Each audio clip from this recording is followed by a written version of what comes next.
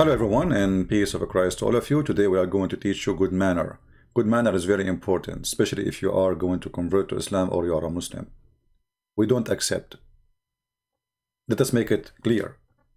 We don't accept anything except having holes in the narrative. This is the only thing is allowed. And as you see in this cloth here, the Prophet is very conservative man. He will not allow the women to show her face, but he designed a special dress with holes in the narrative. So Prophet Muhammad, who taught people how to be people of good manner, how much his manner was good. Now, we will not question how many rape he did, etc. But today, we have Dr. Yasir Qadhi, Dr. Hole in the narrative. Previously, Yasir Qadhi is going to explain to us how the Prophet, he was practicing his good manner. And I hope that this will be not a great example for men in real life. Go ahead, Hole in the narrative. And this is an incident that the books of tafsir mention more than the books of seerah, because the Quran was revealed for this incident, and therefore the books of tafsir mention this story. And once again, so with Maria, there's all of these mini stories that are problematic from one perspective, and this is also one of them. And again, I reiterated, it better you hear it from me than from others. And also, this is in the Quran, so you can't really, like, this is a verse in the Quran.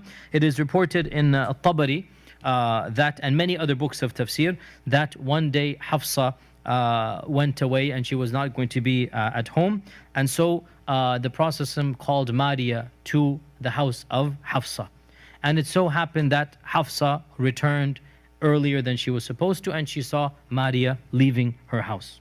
So she became extremely enraged, and she became irritated with the Prophet ﷺ, and she said that, Ya Rasulullah, is that how much, how do I translate this, respect you have for me, or is that what you think of me in my house and on my day? And so the Prophet ﷺ continued to placate her and calm her down, and she basically was very emotional, and until eventually she made the Prophet ﷺ promise to never ever see Maria again. And the Prophet ﷺ said, I have made her haram for myself. Okay, khalas, I give up. Basically, Maria is haram for me. I will never see Maria. I swear to Allah, by Allah, I'm never going to see Maria again. And he told Hafsa, he made Hafsa basically keep this between the two of them, and he said, do not tell Aisha. And this shows what a story, what a prophet. And look, he did not tell us what happened. So the Prophet, he called Mary the Copt to come to his house. Okay, what happened inside the house? And then his wife, she came and she saw Mary the Copt leaving the house. Oh, are you sure this is the story? The story doesn't say that. She cut him in the bed. That's why she said to him, in my bed, in my house, you filthy coward, son of Muta. And look, they are talking about the best man they have, and that best man, when the wife go away, he called the maid, who is not lawful for him. You see, the Muslims, when they try to give you some information, they say to you in the Quran, it says, it is lawful for you to have sex with whatever you own in your hand. But the Quran make it clear, the one you own in your hand is the prisoners of war. Mary the Copt, she is not a prisoner of war. She is a slave who was given to him as a gift. If you go to any verse in the Quran and you can read the interpretation made by Muslims, by the Muhammadan, by all the holes of the narrative doctors, you will see they will say to you that the one you own in your hand are the captive of war. So the Quran make it clear that a captive of war, you can rape them. But there is nowhere in the Quran it says that a woman, she is your slave, not from captive of war, you can rape her, or you can sleep with her, or she is lawful for you. So Islam make it clear that you can rape women who you kidnap them from their husbands, but you cannot rape women who they are just your servants. Mary the Copt is his servant. And just to show you how filthy this cult, there's a story about a woman.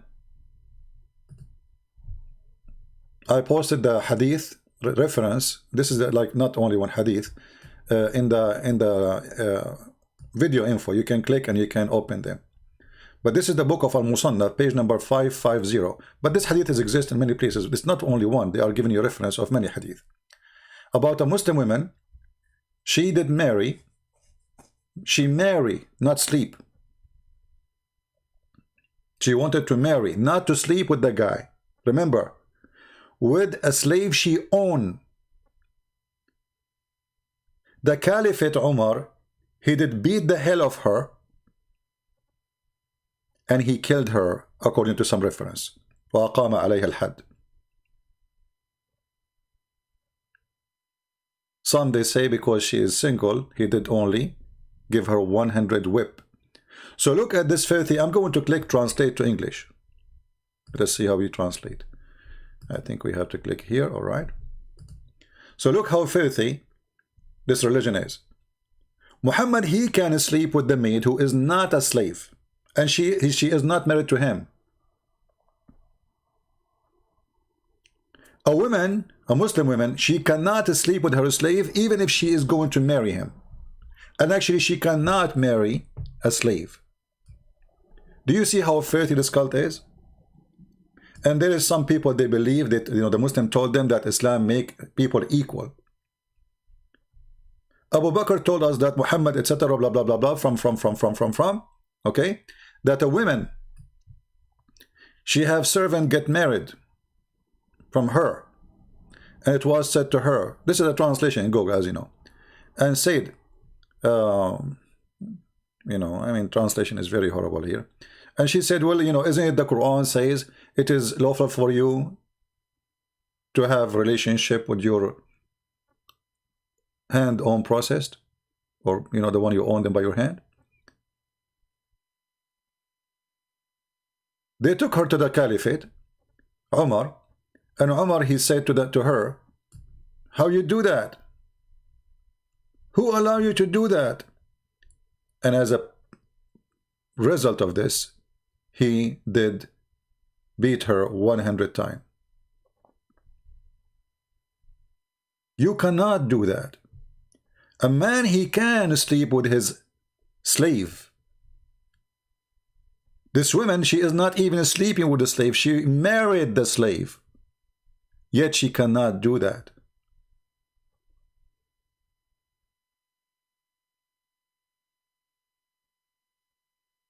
Do you see the irony? Do you see how filthy this cult is? Why? Because she is a free woman and he's a black man. And this is an insult to the black man, to the white man, to see a white woman marrying a black man, and he is her slave.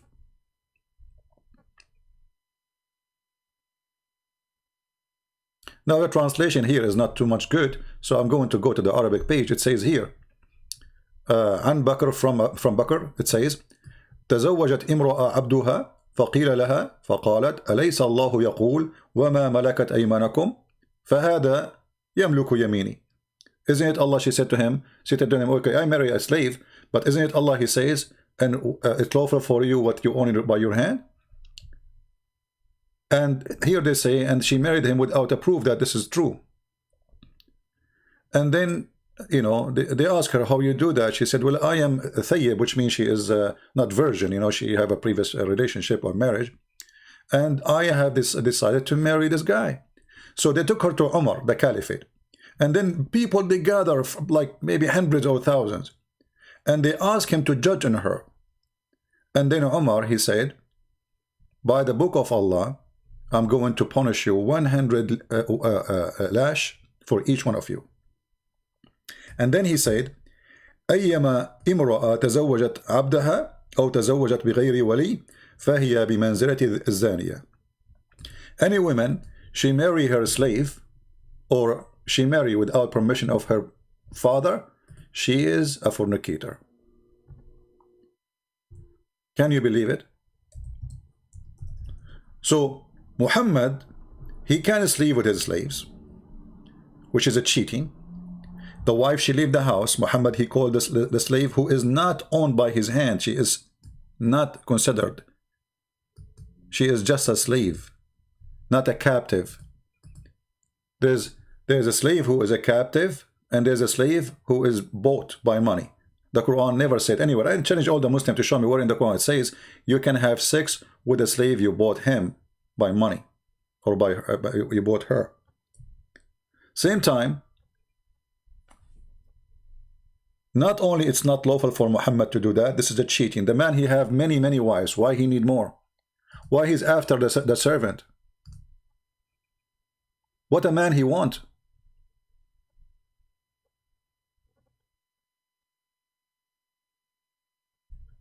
I took this part here, the one I copy in the screen, and I took it to Google Translation. You can do the same. You know, this is the page, it's in the info. You can copy the same part, or you can, like, you know, in order to get better translation, just like copy part by part, so you can get better translation in Google. When it get long, it get lost. Omar, he said, whichever woman marries her slave or marries without guardian, she is an adulterer. This is Google Translation. How come if the Prophet, he sleep with the slave, he's not married, he's a good man? And how in the world people who believe in a Prophet, they believe he is the most decent person, they think there's nothing wrong in this man asking the servant to come to the house so he can sleep with her as soon as the wife, she left the house. And this is an incident that the books of tafsir mention more than the books of seerah, because the Quran was revealed for this incident, and therefore the books of tafsir mention this story. And once again, so with Maria, there's all of these mini stories that are problematic from one perspective, and this is also one of them. And again, I reiterated, it better you hear it from me than from others. And also, this is in the Quran, so you can't really, like, you notice here, you better hear it from me than from others, because this is bad. This is our Prophet. We have a fornicator who speak against fornication. We have a fornicator who said that he's a prophet, and he is the one who stoned people to death for fornication. So the fornicator who practiced fornication every day, he stoned you to death for fornication, but yet he practiced it as a lifestyle. Like, this is a verse in the Quran. It is reported in Tabari that, and many other books of tafsir, that one day Hafsa went away and she was not going to be at home, and so the Prophet called Maria to the house of Hafsa, and it so happened that Hafsa returned. It so happened, Hafsa, how dare you? I mean, he did not, you know, I mean, wait until he, you know, she's done and she go. And you see here, the coward, he did not say what happened. I mean, okay, she called her to the house to do what? To clean the house, to make coffee. They are ashamed of their Prophet. They are ashamed of the story. And now he's trying to cover the story because it's there anyway. We are talking about it. He's not saying, he said, you know, you better hear it from me. They heard it from us before you, you coward. We force you to talk about it. The same as the holes of the narrative.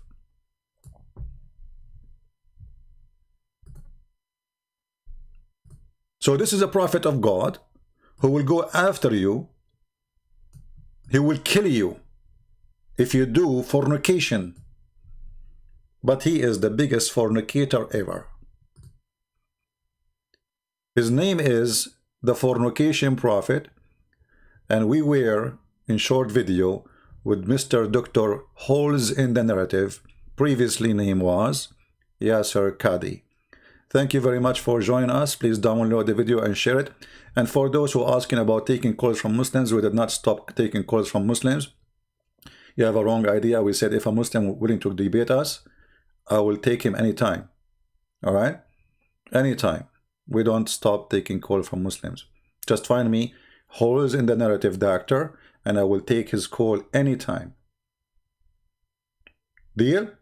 We did not stop taking calls, but I don't want to waste my time just speaking to kids. At least when we speak, I want somebody he knew what he's talking about. All right. So get me a hole in the narrative, doctor. Any hole in the, that doesn't matter what his name, Yasir, Qadhi, Susu, Fufu, I don't care.